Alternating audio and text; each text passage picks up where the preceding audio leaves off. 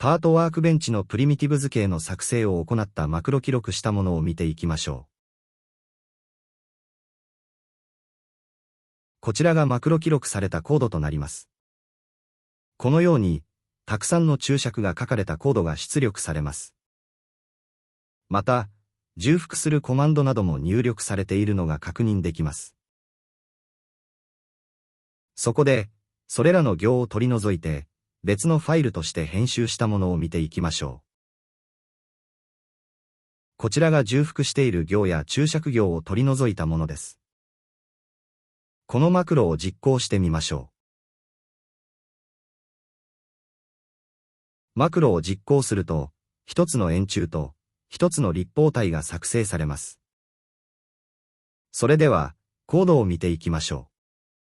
最初にフリーCADモジュールをインポートします。次にパートワークベンチを使用するので、パートモジュールもインポートしておきます。そして、4行目で新しいドキュメントを app.new ドキュメントで作成します。app は FreeCADモジュールの略称です。マクロの自動記録では app の部分が FreeCAD となっていることがあるので修正しておきましょう。次に、立方体プリミティブを作成していきます。まず現在のアクティブのドキュメントを変数読に取得します。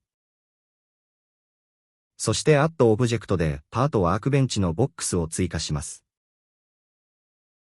そして、ラベルは立方体とします。そして doc.recompute で画面表示を再計算します。同じような形で、円柱も画面に追加し、ラベルを設定します。そして画面を再計算します。